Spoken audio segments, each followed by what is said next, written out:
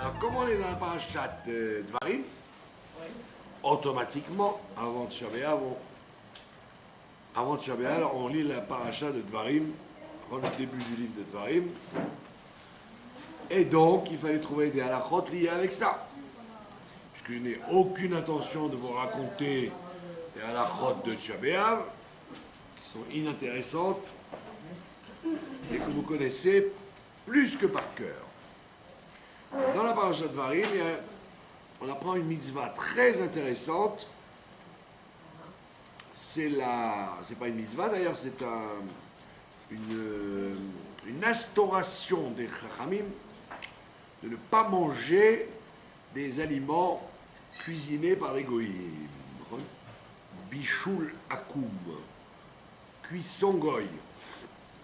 D'où on apprend ça? On apprend ça de la guerre pas du tout. La guerre de Midian, on apprend la cachérisation des kélim. On apprend la guerre de Sichon. Quand Sichon, quand Moshe Rabbeinu lui a proposé de traverser son territoire, alors qu'est-ce qu'il lui dit, Moshe Rabbeinu? Il lui dit, Ochel bakesef tashbireni, on va s'acheter la nourriture, c'est-à-dire on ne va pas prendre de votre nourriture à vous, on ne va pas imposer, comme il faisait dans les guerres. Dans les guerres, les armées elles arrivent et elles volent de l'habitant, elles prennent tout de l'habitant. C'est comme ça qu'ils faisaient. Les guerres, dans toutes les guerres, au lieu de se casser la tête à amener de l'intendance avec soi, on rentre dans les villages, on demande aux gens gentiment, s'ils ne veulent pas se faire tuer, de donner à manger aux troupes. D'accord? Donc c'est très très vieux ça. Et donc, mon cher Rabbeinu, il dit à Og, nous on n'est pas comme ça, on mange de notre nourriture, d'accord? Et l'eau qu'on va acheter, ou qu'on va consommer, on va l'acheter. Donc on ne prend ni à manger, ni l'eau. Et de là, les Chachamim nous apprennent qu'en fait, c'était pour ne pas consommer de la nourriture cuisinée par des goïms. Donc il y a une takana, c'est pas une mitzvah de la Torah, c'est une instauration des Chachamim qui est venue très tard, elle est venue au moment des Romains en fait. Quand il y avait trop d'amitié entre les Israéliennes et les Romains, les Chachamim, les Shamaï, déjà ils ont fixé une takana de ne pas manger ensemble. Voilà. Pour éviter que les gens se marient grâce à la promiscuité de la table. Donc la raison essentielle pour laquelle on ne mange pas de ce que les goïms cuisinent, même si c'est cachère, on parle évidemment de ce qui est cachère, c'est à cause de du risque du mariage. Première raison.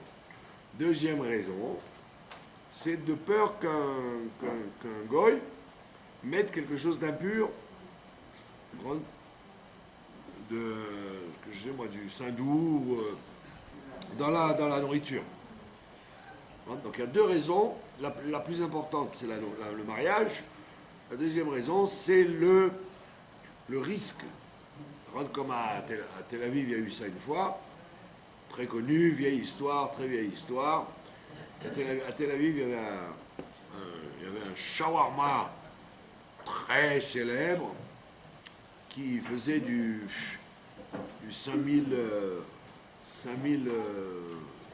parts tous les jours.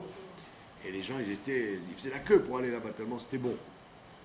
Le shawarma de Tel Aviv. Et un jour, ils ont vérifié qu'effectivement, c'était évidemment un arabe qui faisait tourner l'appareil là, avec la dinde.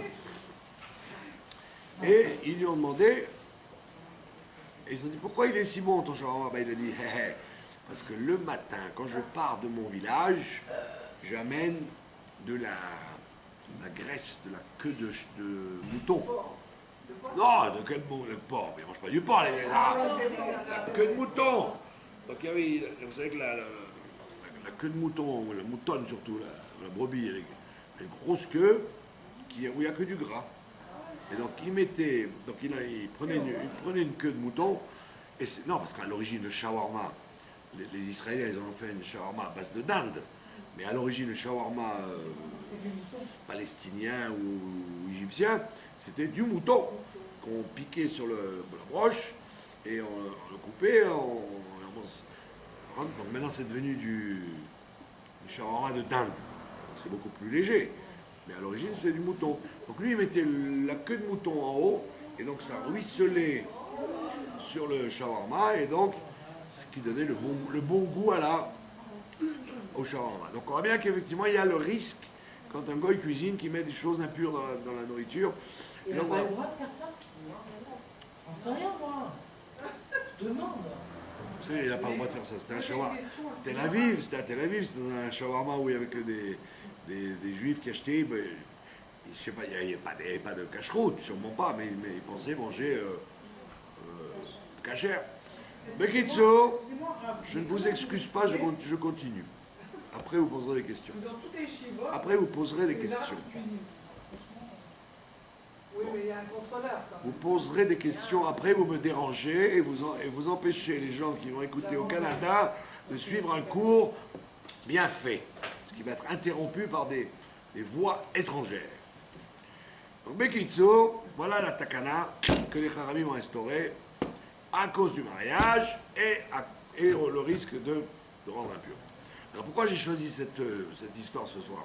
Parce qu'effectivement, il y a de plus en plus malheureusement de gens d'un certain âge qui sont soumis à avoir un Thaïlandais ou un Sri Lankais, vous en voyez plein dans les rues, qui les promènent en chaise roulante. Et de plus en plus, vous avez des travailleurs émigrés qui sont à la maison avec les vieux. Et il se marie avec. Et ils sont avec les vieux, et malheureusement, malheureusement, les vieux ne peuvent pas contrôler ce qu'ils font. Donc c'est une confiance presque absolue qu'on a vis-à-vis d'eux. Maintenant, tant qu'il s'agit de promener les vieux, ou de les laver, ou de les aider à la maison, alors bien sûr, il n'y a que qui ont la patience de faire ça. De rester des heures avec des vieux, c'est très, très difficile. Donc en général, les juifs, surtout en Israël, ils aiment l'argent, mais ils n'aiment pas le travail. Donc tout ce qu'on peut faire par des goïms, on le fait faire par des goïms. Le juif, il aime être à la caisse et compter les bifetons.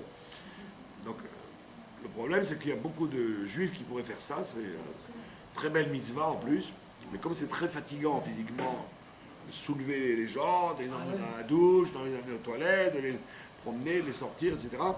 Donc il y a des peuples comme ça qui sont d'une patience exemplaire. Donc, les Thaïlandais, les Sri Lankais, les Cambodgiens, ils ont une patience remarquable. Ils peuvent rester des heures avec eux dans le jardin et ils rentrent chez eux avec eux. Bon, maintenant il y a un autre problème, c'est que la plupart des enfants qui payent ces gens-là, ils ne viennent pas voir leurs parents. Ils viennent une fois de temps en temps. Donc toute la journée, ces gens-là, il faut qu'ils mangent. Donc très souvent, le problème de cuisson goy se pose à ces gens-là. À l'origine, la seule question qu'il y avait, c'était dans les hôtels. On disait que dans les hôtels, comment fait-on pour éviter le problème de la cuisson goy? Mais maintenant, ça s'est élargi aux particuliers. Et donc, il y a de plus en plus besoin de connaître ces halakhot pour savoir comment réagir. Alors maintenant, qu'est-ce qu'on dit? Qu'est-ce qui est interdit de faire par un goy? Premièrement, on dit que, disons, on va voir ce qui est permis pour comprendre ce qui est interdit. Tout aliment qui est mangeable cru, si le goy le cuit, ça n'a pas d'importance. Tout ce qui est mangeable cru, si le goy le fait cuire, il n'y a aucun problème. Alors moi, ce que je suggère, et si vous connaissez des gens qui ont ce problème-là, déjà que dans la maison où il y a les vieux qui habitent, les vieux, ou des fois c'est pas les vieux, des fois c'est des jeunes qui sont handicapés. Dans la maison où ces gens habitent, et où il n'y a pas de personne consciente qui peut surveiller la cuisine comme il faut, donc c'est l'immense majorité des cas, bien qu'il y a beaucoup de gens qui ont inventé un système dans leur iPhone, ils ont la caméra et ils voient ce que le goy il fait à la maison, et ça ils l'ont fait pour éviter les coups, pour éviter... Non, en réalité, ils ne surveillent pas, ils ne peuvent pas surveiller toutes les secondes la cuisine et ce que le goy fait. Donc moi, ce que je suggère, c'est déjà que dans la cuisine, il n'y ait qu'une batterie de cuisine, qu'il n'y ait pas de bassar et khalav, viande et lait, qui est ou viande ou lait. Comme ça, le goy n'a pas de possibilité de se tromper, de faire une confusion avec les instruments. Même s'il est de bonne foi, on ne parle pas de quelqu'un qui fait exprès. Maintenant, à partir de maintenant, dans la maison de mes parents, il y a ou bassari ou khalavi. Évidemment, parvé qui va avec. Mais pas les deux, comme ça on est tranquille. Deuxième précaution, de ne donner à faire au goy à manger, par exemple, comme la halakha, que des choses qui sont mangeables crues. Alors, par exemple, les carottes. Vous pouvez manger des carottes crues. Alors, s'il cuit des carottes, eh ben, il n'y a pas de problème. Alors, vous lui dites, voilà, il y a l'huile ici, il y a l'ail ici, tu veux faire des carottes, tu peux faire des carottes, puisque de toute façon, on aurait pu les manger crues. Donc, vous éliminez de la cuisine, par exemple, les aubergines, qui sont pas mangeables crues, les pommes de terre, et tout ce qui n'est pas mangeable cru, vous l'enlevez de la cuisine. Et quand vous l'apportez à vos parents, vous apportez des pommes de terre cuites ou des aubergines déjà cuites. Comme ça, vous êtes tranquille. Donc tout ce qui est première condition, donc, si c'est mangeable cru, on peut le faire. Deuxième condition, il faut que ce ne soit pas présentable dans la table d'un roi. Quelque chose qui n'est pas présentable à la table d'un roi, on peut le faire par un goy. C'est pour ça que par exemple dans l'avion, quand vous êtes dans l'avion, l'hôtesse peut faire cuire elle vous fait du café, ou du thé, et vous avez le droit de le boire. Bien que ce soit elle qui ait chauffé le café. Pourquoi? Parce que ça n'est pas une chose qu'on ne présente que chez la table d'un roi. Le café, le thé, c'est un truc très vulgaire aujourd'hui. D'accord? Donc tout ce qui n'est pas présentable sur la table d'un roi, pareil. Donc par exemple, voilà, les pâtes, tout ce qui est yeshiva, colonie de vacances, il n'y a aucun problème, puisque de toute façon, on n'oserait pas servir des pâtes à l'eau sur la table du roi. Sur la table du roi, on présente des choses. Maintenant, j'ai eu toute une petite comment on dit, plus que remarque, je vais vous raconter de quoi il s'agit, vous allez comprendre. Le Rav Eliaou, le Rav Mordechai Eliaou, il était à la table d'un Admour, je ne sais pas lequel, d'un Admour, je ne sais pas si c'est le Belz ou Gour, je ne sais pas. Bon, l'homme échané, je ne sais même pas si c'était, je crois que c'est ici, en Israël, et ils ont servi du houmous. Il y avait la table d'honneur, donc il y avait le Rav Eliaou, il y avait le Admour avec des rabbinim, mais ils ont servi du houmous. Et le Rav Mordechai Eliaou, il a dit, est-ce que c'est bichoul juif? Et ils ont dit non. Ça n'existait pas, bichoul juif sur le houmous en Israël. Alors ils ont dit, c'est pas besoin que ce soit bichoul juif, c'est du houmous. Alors il a dit non, parce qu'il y a écrit dans la Gemara, il y a écrit qui sont les rois, ce sont les rabbanim. Man malché rabbanan. Qui sont les rois, ce sont les rabbanan. Alors comme nous sommes les rois, donc c'est monté sur la table d'un roi, donc il faut bichoul juif. Et évidemment, depuis ce temps-là, Baruch Hashem, les moutons fonctionnant bien en Israël, tous les Herchérim, ils ont décidé que le houmous doit être bichoul Israël.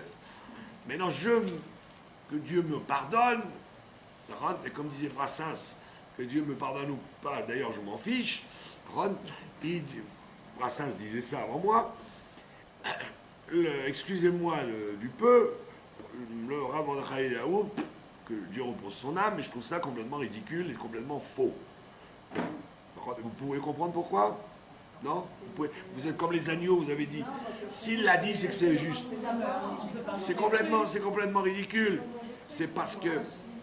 Non, justement, comme ça ne peut pas se manger cru, vous aurez évidemment qu'il faut bichoul goy. C'est pas ça. C'est en quoi le fait que je mette quelque chose de vulgaire sur la table d'un roi, il devient une chose qu'on met sur la table d'un roi. C'est parce que les rois d'aujourd'hui, c'est des clowns, c'est tout. Mais du houmous sur la table de Louis XIV, vous leur envoyez la figure. Qui mange du houmous? C'est les fellahs égyptiens qui mangent du houmous avec le shawarma de trucs. Donc il n'y a rien de plus vulgaire que le houmous. Donc c'est pas parce que tu le mets sur la table d'un roi, parce que les rois d'aujourd'hui sont des rigolos, que ça s'appelle ce qu'on met sur la table d'un roi. Mes enfants, quand ils étaient petits, le vendredi soir, qu'est-ce qu'ils faisaient? Ils sortaient à Géoula, ils allaient manger les pop-corn et les glibettes et les graines chez les Admourim. Les Admourim de Géoula, alors en plus du célèbre Kugel et du Gefilte Fish qu'il y a sur la table du Admour, dans la cour extérieure, pour que les jeunes et les visiteurs ne s'ennuient pas, alors il y a des caisses entières de pépites et des caisses entières de pop-corn. D'accord? Et donc ils rentrent avec les pop-corn, ils écoutent le rabbi parler, comme ça, avec les glibettes, ils crachent comme ça. Ouais. Et donc mes enfants, quand ils ne voulaient pas dormir vendredi soir, on les emmenait chez le Hadmour du coin pour manger des pépites et des pop-corn. Vous allez me faire croire que les pépites et les pop-corn, c'est un truc de rabbi, de roi. C'est un truc d'Américains qui fréquentent les cinémas. Donc que Dieu me pardonne de critiquer le Rav Eliaou aujourd'hui, je trouve ça complètement stupide. Ça n'a aucun sens de dire que le houmous, ça se met sur la table d'un roi parce qu'on l'a mis sur la table du Hadmour. Aujourd'hui, vous mettriez des cacahuètes, vous mettez même de l'eau plate. Allez sur la table de Louis XIV ou de je ne sais quoi moi, le César, mais à l'époque, vous auriez mis du houmous, il vous aurait jeté au crocodile. Donc aujourd'hui, c'est parce que les rois d'aujourd'hui sont beaucoup plus... Et d'ailleurs, le style des rois qu'on a, les Hollande et les Obama, c'est déjà bien qu'on leur donne du houmous, parce qu'on ferait mieux de on devrait leur donner des chips avec des boulettes de viande, c'est tout, pas plus. Donc, mais les rois d'avant, ils faisaient très attention à ce qu'ils mangeaient. D'accord? Allez voir le tsar de Russie, il mangeait que du caviar à 1 million de roubles, des vodkas que personne ne pouvait s'offrir, des blinchis que personne ne pouvait manger. Et vous lui auriez envoyé du houmous, vous finissiez en Sibérie. Qu'est-ce que c'est que ça? Moi, tu m'as pris pour un paysan égyptien pour me donner des boules de pois chiches. Donc on voit bien qu'il faut que ce soit présentable sur la table d'un roi, vraiment. Donc tous les poissons vulgaires que vous avez, la sardine, le maquereau, le thon, tous ces trucs-là, le goy, il n'y a aucun problème qu'il les cuisine, puisque de toute façon, ça n'est pas des choses qu'on mettrait sur la table d'un roi.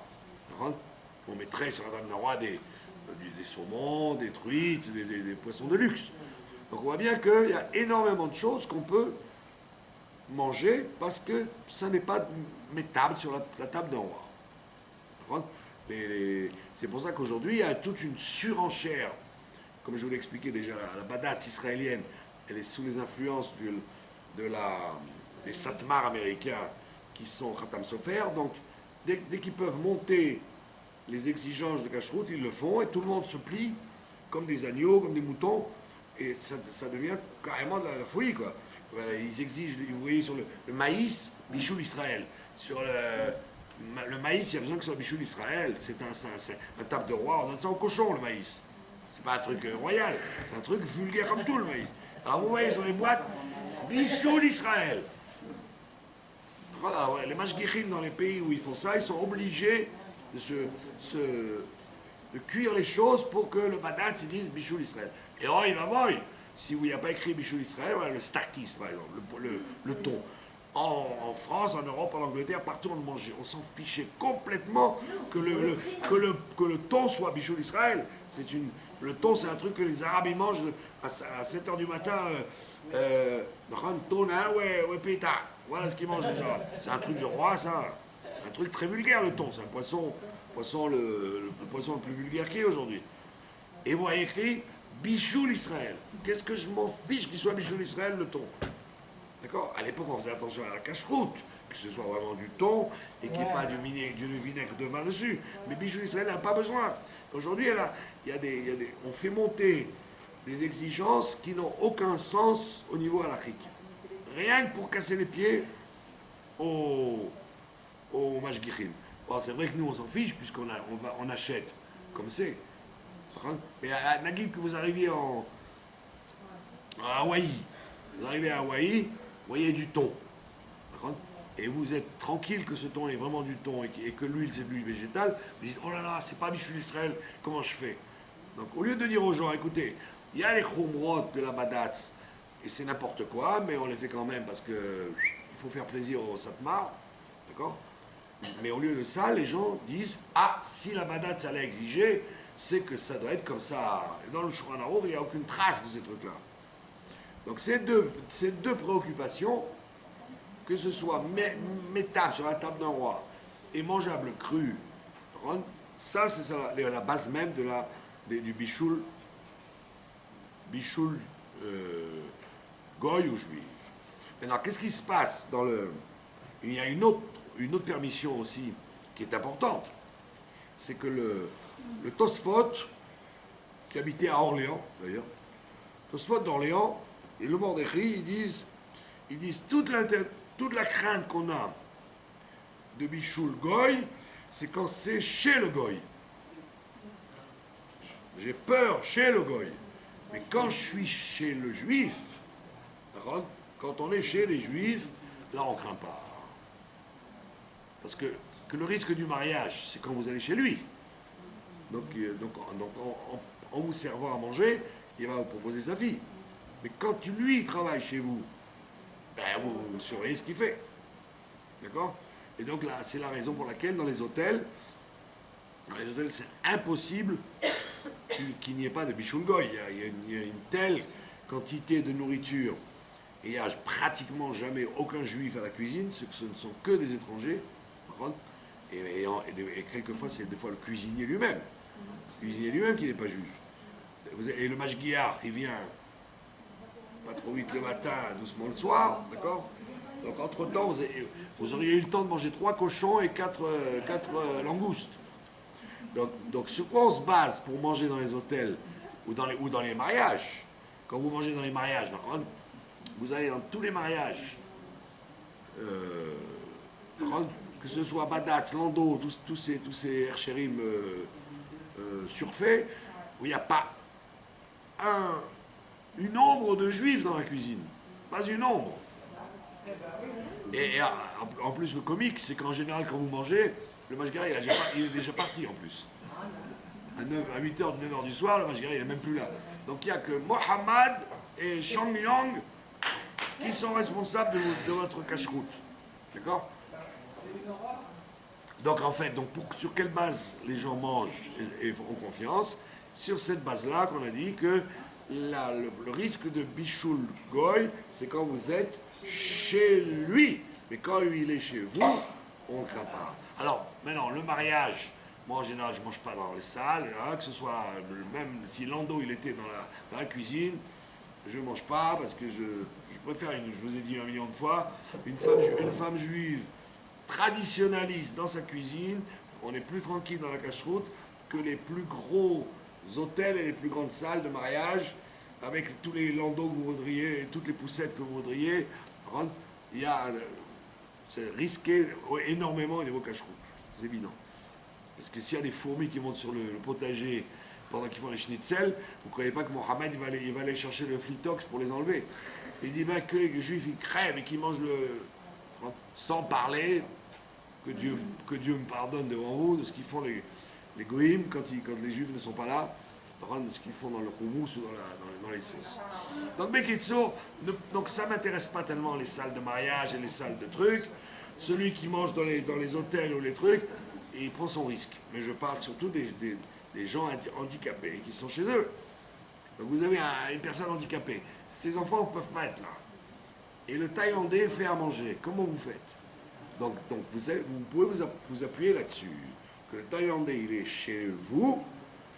Alors vous prenez les précautions qu'on a vues. Et donc dans ce cas-là, vous pouvez laisser manger les personnes âgées. Sinon aujourd'hui, on aura un très très gros problème dans le monde. Parce que de plus en plus, les gens qui sont gardés par des personnes, par des étrangers. Si la flamme est allumée. Oui, la flamme est, bien sûr. Ça c'est la permission qu'on donne quand la flamme est allumée. Mais la femme qui a sa mère à la maison, elle va pas arriver à 8h du matin pour allumer la flamme, elle travaille, elle ne vient pas. Donc, toute la journée, la personne est dans les mains d'un Thaïlandais ou d'un Sri Lankais. Le coup de la flamme, on connaît. Donc en vérité, c'est pour ça qu'on se base sur cette permission-là du fameux Tosfot d'Orléans qui dit que le risque, c'est quand c'est le goy, il est chez vous. Vous êtes chez le goy. Et quand le goy est chez vous, il y a beaucoup moins de risques, on est obligé de faire comme ça. Vous avez compris? Pas de questions?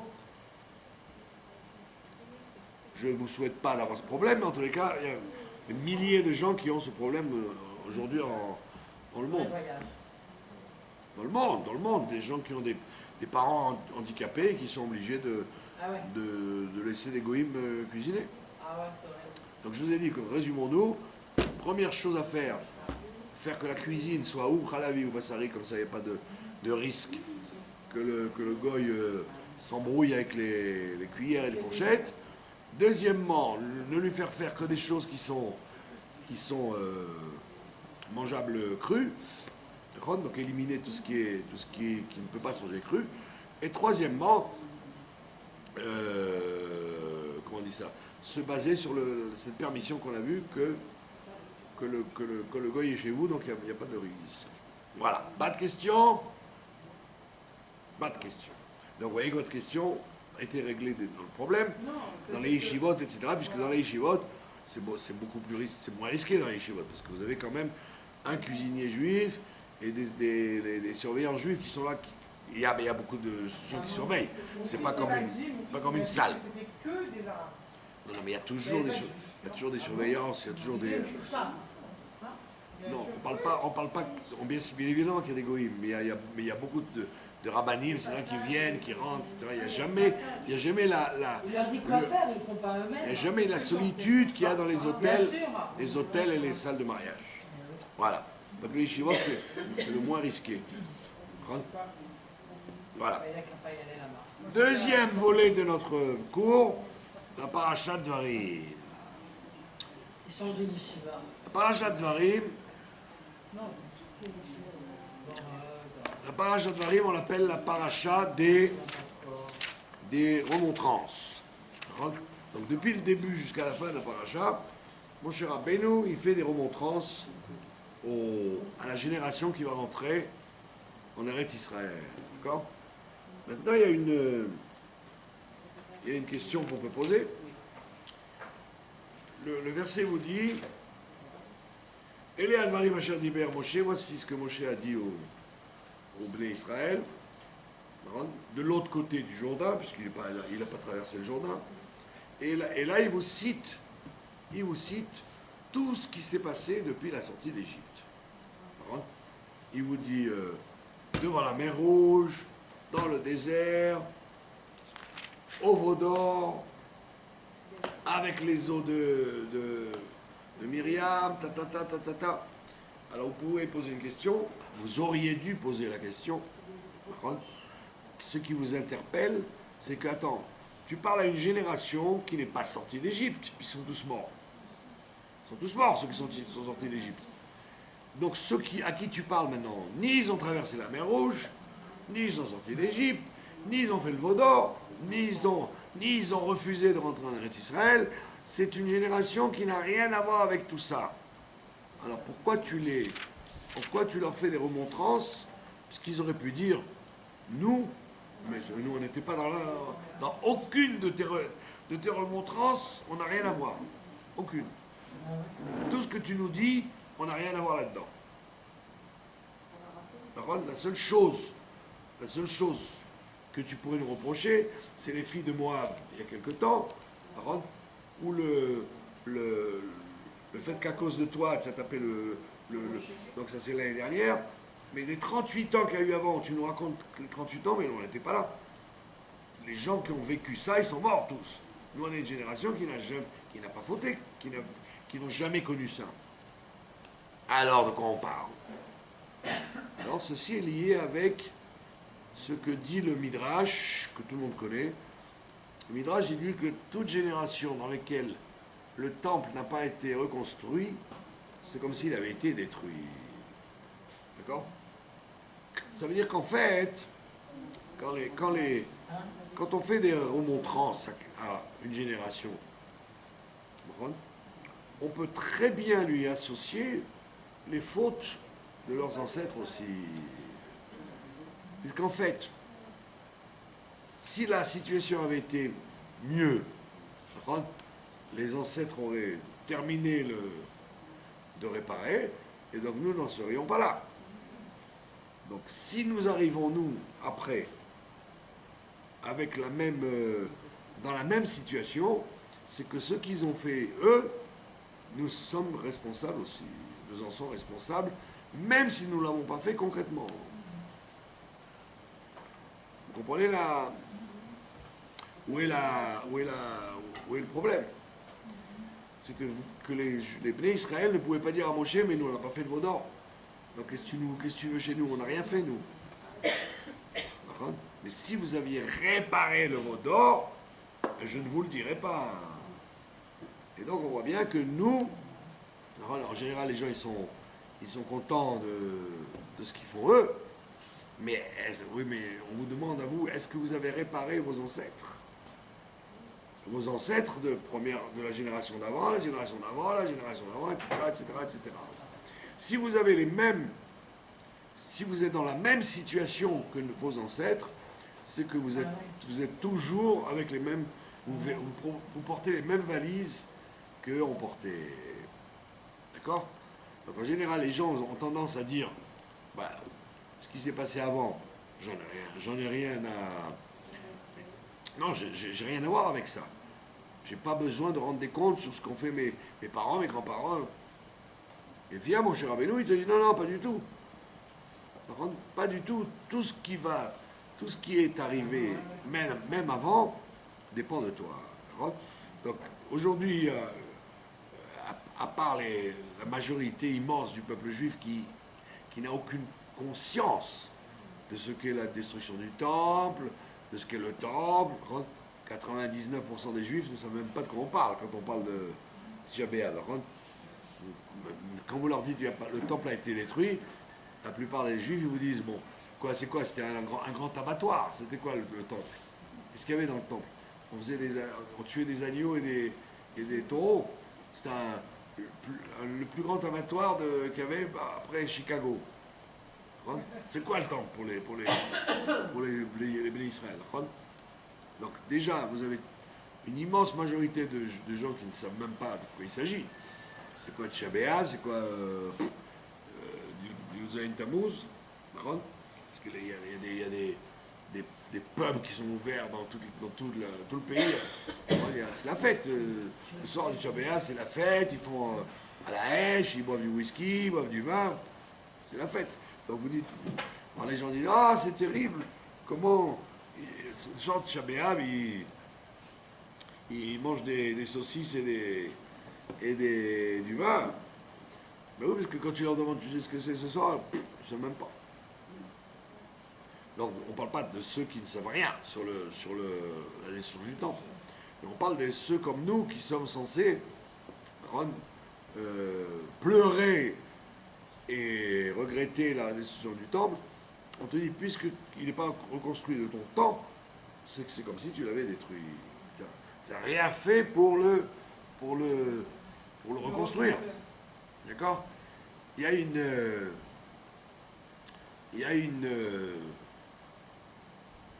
une différence entre quelqu'un de malade qui doit guérir, quelqu'un qui est en bonne santé et qui doit rester en bonne santé. Qu'est-ce qui est plus dur? De guérir un malade ou de rester en bonne santé? C'est de guérir un malade. D'accord? Rester en bonne santé, si quelqu'un est en bonne santé, il a une présomption, puisqu'il est en route tous les jours, il fonctionne avec sa bonne santé, il va rester en bonne santé. La chose, elle reste. Alors que quelqu'un qui est malade, il faut qu'il y ait un miracle pour qu'il sorte de la maladie. D'accord? Or nous, c'est ce que nous avons, nous, dans le sens négatif. D'accord? Du fait que nous sommes dans la continuité de nos ancêtres, de s'habituer très facilement à ce que le temple ne soit pas là. D'accord? Donc, c'est très difficile d'espérer qu'on va faire le push pour réussir à changer la situation et qu'il soit reconstruit. C'est notre situation à nous, c'est que nous sommes complètement inconscients du fait qu'il n'y a pas de Beth Amikdash. Comme quand quelqu'un qui est en bonne santé, ben, il restera en bonne santé. Pourquoi vous allez penser qu'il va être malade? Donc il n'a pas de révolution à faire, lui. Alors que celui qui est malade, il va dire, ah, il faut absolument sortir de là. D'accord? Donc le fait que nous soyons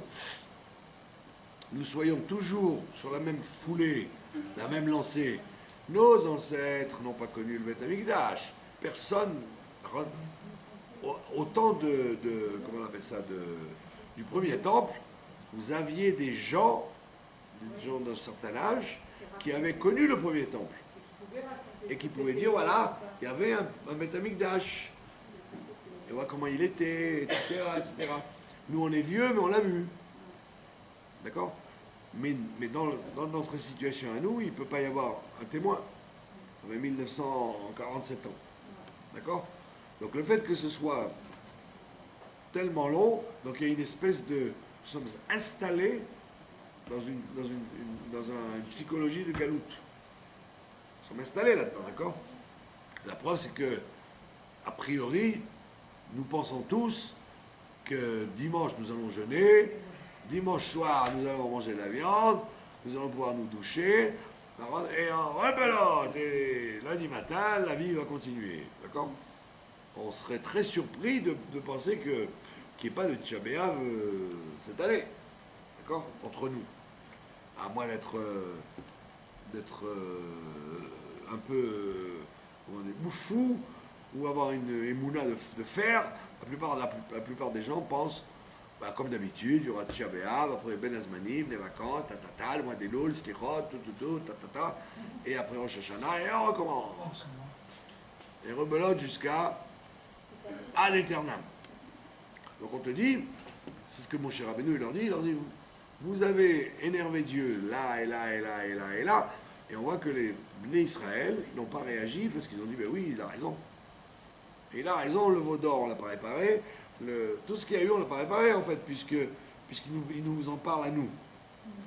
Sinon, il aurait commencé à nous faire des reproches que de notre partie à nous. Pourquoi il rappelle tout ce qui s'est passé avant? Parce qu'en vérité, ce qui s'est passé avant, on l'a toujours sur le dos. D'accord? Donc c'est pour ça que la teshuva de cette période-là, c'est justement de regarder ses parents. Regardez ses parents. Regardez vos parents, regardez vos grands-parents, et voyez qu'est-ce qui n'allait pas dans leur comportement. La plupart des gens, ils font le contraire. Ils disent, tiens, je vais essayer de refaire ce qu'il y avait de bien chez ma grand-mère. Oui, d'accord, très bien. Mais évite surtout de faire ce qu'il y avait de mal chez ta grand-mère. Bah oui. Si tu as continué à le faire, par contre, alors là, c'est grave. Ça veut dire que la génération que nous sommes doit réparer les générations d'avant. Et pas faire bêtement comme tous les gens, il y a un renouveau de la nostalgie, vous voyez. Renouveau de la nostalgie, les Tunisiens, ils essayent de refaire ce qu'il y avait en Tunisie, il y a même un petit village qui s'appelle le Kriyat Sefer, Modine, ils essayent de reconstituer le judaïsme yéké, comme il était en Alsace. Exactement comme il était en Alsace. À Maudit? Oui, parce qu'ils essayent de se démarquer par rapport aux Lituaniens qui ont tué le judaïsme allemand et alsacien. Vous savez ça, que en fait, le vrai judaïsme séfarade, c'était en Espagne, d'accord? Maintenant, où il s'est promené après? Au Maroc et en Turquie. Au Maroc et en Turquie. C'est eux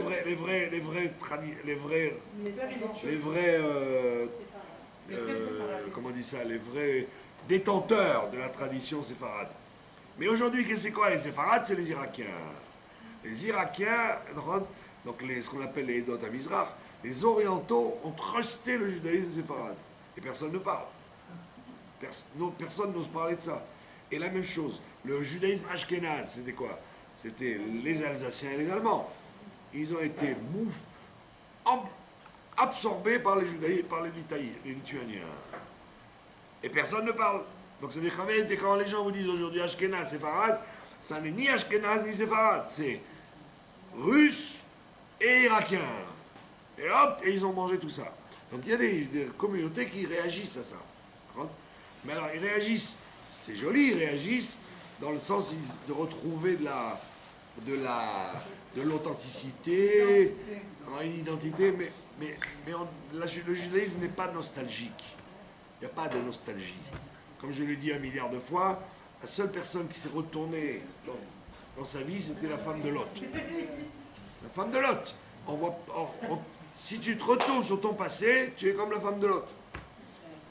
Il y a des gens, à Yeshiva, c'est très... partout, vous voyez ça, mais ici, c'est...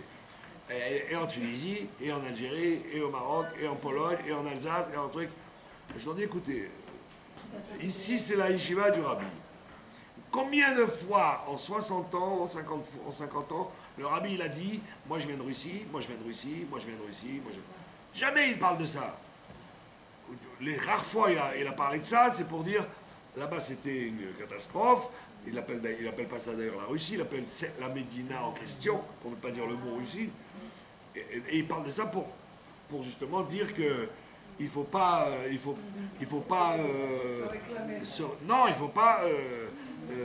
avoir peur des goïms, mais jamais vous verrez de la nostalgie. La nostalgie, c'est quelque chose de complètement stupide. Pourquoi? Parce que il y a le Harizal, dont c'était la Iloula hier, nous explique qu'on est venu en Galoute pour faire des birourim, pour réparer les pays dans lesquels on a vécu. À partir du moment où vous avez quitté le pays où vous avez vécu, ça y est, vous avez épongé les birourim, c'est fini. Donc qu'est-ce qu'il y a à faire vis-à-vis de vos parents? Eh bien justement, ne pas retomber dans les fautes dans lesquelles eux ils étaient. Vous voyez Abraham Avinu. Abraham Avinu, il ne dit pas, bon ben, mon père c'est vrai il était idolâtre, ma mère elle était une sale femme, mais je vais quand même prendre les bons côtés de Ur-Kasdim et les bons... Et donc, je vais manger à la hache comme mon père le faisait à Ur-Kasdim. Pas du tout. Il répare ses parents. Il répare. Donc ça veut dire, bravo, respecte tes parents, c'est très beau, regarde des photos, regarde des films, très bien. Mais surtout, comme dit mon cher Abeno, vos parents, ils ont fait le veau d'or. Eh ben, c'est à vous que je reproche. Eux, je leur ai rien dit. J'ai prié pour eux, ils ont été pardonnés. Maintenant, vous allez réparer le veau d'or. Et les gens disent, oui, c'est vrai. Donc, c'est-à-dire que notre travail à nous, c'est de regarder la génération d'avant et la génération qu'il y avait avant, et de dire qu'est-ce qui n'allait pas et que nous devons éviter justement. Pas recommencer les mêmes erreurs, donc il faut décortiquer le comportement que les ancêtres avaient pour dire, mais il ne faut plus refaire pareil. Et les gens, ils croient que c'est du... Je vous ai raconté ça une fois, et je vous le répéterai, mais c'est intéressant. J'étais dans l'avion, les rares fois où j'étais dans l'avion, et il y avait des journaux gratuits, Life et Time, et tous les journaux en anglais, et j'ai feuilleté. Et je lisais une enquête très intéressante, où il disait que la plupart des divorcés, c'était des enfants de divorcés. Ah oui. Ouais. La plupart des divorcés étaient des enfants divorcés dans 90% des cas dans le monde. C'est des enquêtes mondiales. Et c'est vrai, qu'est-ce qui se passe? Il y a la mitzvah de respecter ses parents, Kibud Avahem, et il y a la Avera d'imiter ses parents comme si c'était un kavod. Donc pourquoi les enfants divorcent? Parce qu'ils ont l'impression de respecter leurs parents en disant « Toi, tu as raté ton couple. Ben, tu sais quoi? Je vais aussi le rater pour te faire kavod. Je vais t'honorer en moi aussi ratant mon couple. » C'est subconscient. Voilà, c'est même pas conscient, quelquefois. C'est même pas qu'ils font exprès. Vous avez compris? Donc il y a ce qu'on appelle un kibud avahem de la klipa, des forces du mal. Alors qu'au contraire, si tu veux respecter tes parents, ne fais pas les bêtises qu'ils ont faites. Pourquoi, le Midrash nous dit pourquoi Adam Arishon avait des enfants? Il aurait dû être parfait, lui et sa femme, et c'est fini avec lui et sa femme, ça suffisait. Pourquoi avoir des enfants? Alors le Midrash nous dit dans le cas où il n'aurait pas réussi à réparer le monde, lui et sa femme, alors on a prévu des remplaçants. Parce que c'est plus facile de faire un travail quand on est beaucoup que quand on est seul.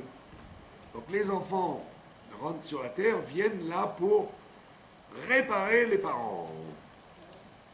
Et il n'y a pas de honte à ça, d'accord? Donc bah, si vos parents, vos grands-parents disaient la Shonara, par exemple, il ne faut pas dire, bah tiens, moi je n'ai pas honte, hein, mes parents disaient la Shonara, bah moi aussi j'en dis. Mais non, espèce d'idiot. Dafka, si tu es venu sur terre, toi, c'est pour ne pas en dire, pour les réparer, pour les arranger. Ben eux, ils réparent. Mais ceux qui n'ont pas d'enfants. Il faut de leurs parents. Bon, ceux qui n'ont pas d'enfants, ils ont des, comment on appelle ça? Eux-mêmes, ils doivent réparer ce qu'ils font. Mais je vous dis, avant de penser à réparer le futur, il faut penser à réparer le passé. Le futur se remettra sur pied quand vous aurez réparé le passé. Donc c'est pour ça que Moshe Rabbeinu, il vous fait toute une paracha de remontrance, et vous voyez bien que personne, d'ailleurs Rachid le dit, il a convoqué tout le monde, parce qu'il a dit, si je convoque que certains, ils vont dire, tu n'as pas su répondre, si on avait été là, on aurait répondu. Tu t'es laissé faire. Moshe, il a dit, non, je les veux tous. Comme ça, s'il y a quelqu'un qui a quelque chose à dire, qu'il le dise. Et en fait, personne n'a rien pu dire, puisque tout le monde avait compris qu'il devait réparer la génération de la sortie d'Égypte, ainsi qu'eux-mêmes. Vous avez compris? Donc c'est ça notre grand travail, de ne pas retomber dans les défauts et les écueils que nos parents, nos grands-parents ont eus. Parce que les gens d'avant, ils étaient beaucoup moins intellectuels que nous. Les gens d'avant, ils acceptaient les choses avec facilité sans trop réfléchir. Mais nous sommes des générations de réflexion.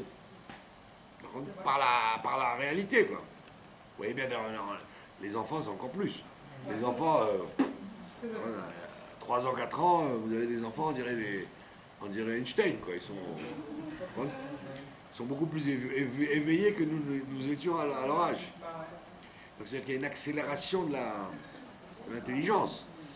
Donc nous-mêmes qui réfléchissons plus que nos parents et nos grands-parents, par contre, dans les générations d'avant, on faisait un truc, mais pourquoi on fait ça? Pose pas de questions, on fait comme ça.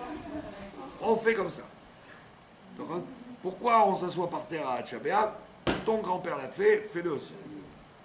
Mais nous, on cherche, on creuse. Et en plus, il y a de quoi faire, parce qu'on a tous les livres, toutes les informations pour le savoir. Donc puisqu'on est intellectuel, donc il faut justement utiliser ça pour réparer. Alors, et ne pas dire, mais je veux faire comme mes parents, ils avaient raison. Mais non, mais tes parents, ils avaient des bons côtés, certainement, comme tous les êtres humains, mais ils avaient aussi des défauts. Et c'est ça, là-dessus que tu dois mettre l'accent pour dire non, je ne ferai pas la même chose. D'accord ? Et c'est donc l'enseignement de la parashat Dvarim. D'arriver à faire une synthèse de toutes les générations et de dire, depuis le Beth Amikdash détruit, qu'y a-t-il en quoi avons-nous évolué ou n'avons pas évolué? Est-ce que depuis la destruction du temple, est-ce qu'on n'est pas tous en train de véhiculer les mêmes défauts, les mêmes schémas dans nos chromosomes? Alors on te dit, non, le juif, il est là, dans ce monde-là, pour casser la chaîne. Et dire, ce qui s'est fait avant, je ne suis pas obligé de le refaire moi-même. Il faut être, comment on dit ça, positif et constructif. Voilà. Et bien en plus, cette année, il y a un détail qu'il n'y a pas d'habitude, c'est qu'en général, le Shabbat avant Tisha B'Av, le Chassidut vous dit que on montre à chaque juif le Beth Amikdash. On lui montre. Le rabbi Levi Yitzhak de Berditchev, il dit qu'on chazon, on lui fait voir le Beth Amikdash. Et là, c'est spécial, parce que le Shabbat chazon, c'est lui-même le Shabbat Tisha B'Av.